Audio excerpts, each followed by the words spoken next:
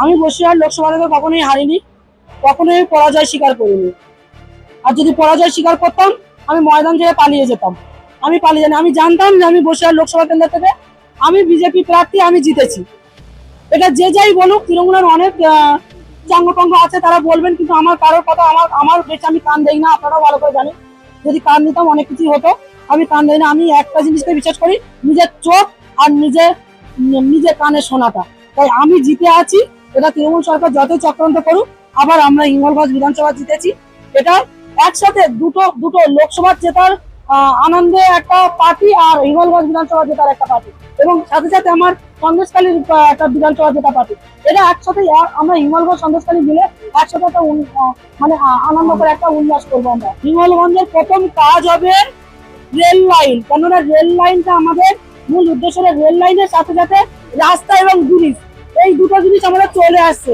তারপরে শুদ্ধ পানীয় জল, সুস্থ পানীয় জলের সাথে সাথে স্বাস্থ্য, শিক্ষা, এবং আমাদের যে নদী বাঁধের যে দেখেছেন আপনারা, কংক্রিট বাঁধ হওয়ার কথা ছিল, হয়নি।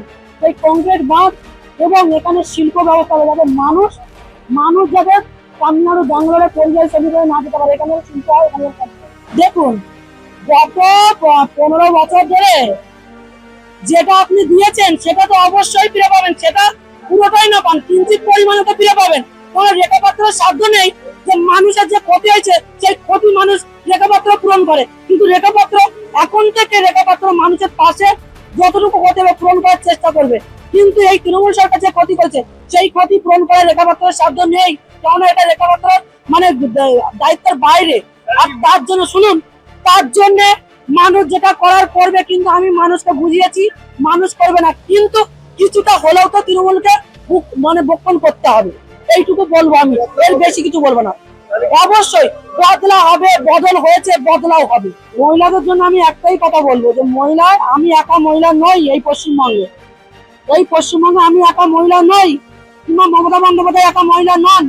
যে মহিলা মুখ্যমন্ত্রী হয়েও আজকে আমাদের ভোট দিয়ে একজন মহিলা মুখ্যমন্ত্রী বানিয়ে, তার থেকে আমরা কোনো রকম কোনো পরিষেবা পেলাম না, এবং আমাদের সাথ পেলাম না সেই মুখ্যমন্ত্রী।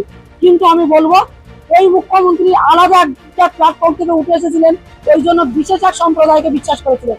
আমি প্রত্যেকটা সম্প্রদায়কে বিশ্বাস করি, যেমন আমি আমার সনাতন হিন্দু ধর্মকে বিশ্বাস করি, তেমন আমি মুসলিম ধর্ম, জৈন, খ্রিস্টান প্রত্যেকটা ধর্মকে বিশ্বাস করি। কারণ মানুষ ধর্ম বড় ধর্ম, মানুষ যেটা করে সেটাই শেষ কথা হয়, এখানে মানুষ ছাড়া অন্য কিছু হয় না।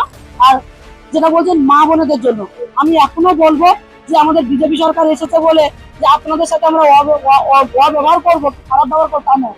আপনারা যেটুকু করেছেন, হয়তো আমি না, কিন্তু অন্য কারো ক্ষতি করেছেন, সে ক্ষতির কিছুটা হলে তো আপনারা গুণগারি গুনতে হবে। সেটা আমার সাধ্য নেই গুণগারি গুণার। আপনি ক্ষতিপূরণ করেছেন, আপনি ক্ষতিপূরণ দেবেন, সেটা আপনার ব্যাপার, আপনাদের ম্যাটার, আপনারা মিটার। কিন্তু এখন থেকে আমার এই বিজেপি পার্টির কোন রকম কোন বিষয় রেখাপাত্র, প্রত্যেকটা বিষয় রেখাপাত্র নিজের দায়িত্ব নিয়ে দেখবে। বদলা তো হবে। তৃণমূল সরকার ঘরের থেকে মেয়েদেরকে তুলে নিয়ে গেছে, বাইক তুলে নিয়ে গেছে, পিঠে বানাতে নিয়ে গেছে, ঘরের মা বলে যে সুন্দরী যেটা পার্টি অফিসে আটকে রেখেছে। বদলা হবে না? বদল হয়েছে, বদলা হবে। সম্মানের বদলে সব সম্মান, তাদেরও সম্মান, ঘরের সম্মান, তাদেরও ঘরের পুরো যেটা পুরো নিয়ে গেছিল, তাদেরকেও রাস্তাঘাটে পেলে সেই মা বোনেরা অসম্মান করবে, আর তার জন্য আমি পুরো সম্মান দিই। কিন্তু মহিলাদের পাশে আমরা আছি, সে যদি তৃণমূলের বড় বড় নেতার ঘরে হয় না কেন, আমরা সেই মহিলার পাশে আছি, কারণ মহিলাদের সম্মান হাতে বদলে কিনতে পাওয়া যায়।